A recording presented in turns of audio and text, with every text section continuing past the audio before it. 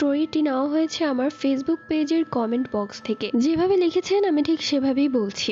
আসসালামু আলাইকুম আপু।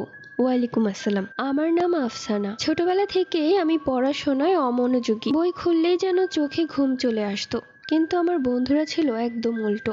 সবসময় পড়াশোনা, পরীক্ষা আর ভালো রেজাল্ট নিয়ে ব্যস্ত। তারা প্রায় আমাকে বলতো, আফসানা, এভাবে চললে একদিন বিপদে পড়বি। আমি হেসে উড়িয়ে দিতাম।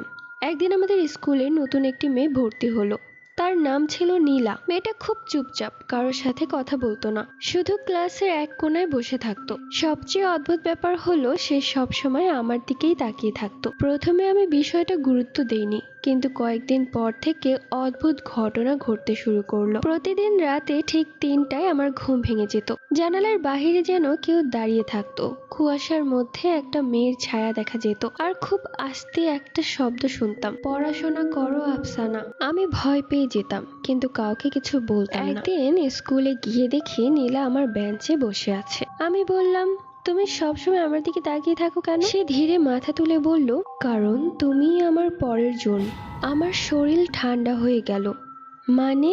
নীলা কোনো উত্তর দিল না, শুধু একটা পুরনো ডায়েরি আমার হাতে দিল। বাসায় ফিরে ডায়েরিটা খুলতেই দেখি সেটা ছিল এক মেয়ের গল্প। মেয়েটার নামও আফসানা। সে নাকি বহু বছর আগে স্কুলে পড়তো, পড়াশোনায় অমনোযোগী ছিল, সবার কথা অবহেলা করত।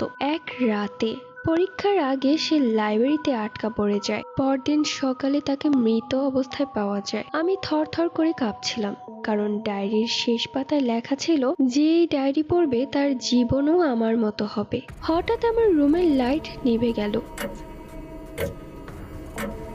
ঘড়িতে রাত 3টা। জানালার বাহিরে আবার সেই ছায়া, কিন্তু এবার একটা না, 2টা।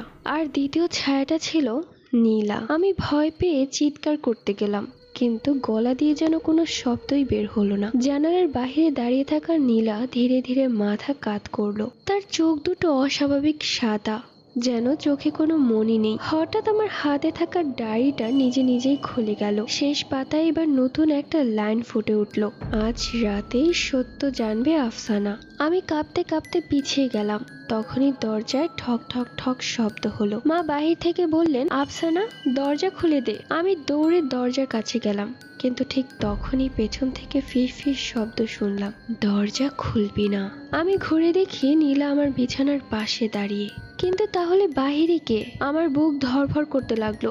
বাহিরে আবার শব্দ হলো, এবার আরো জোরে, আফসানা, দরজা খোল।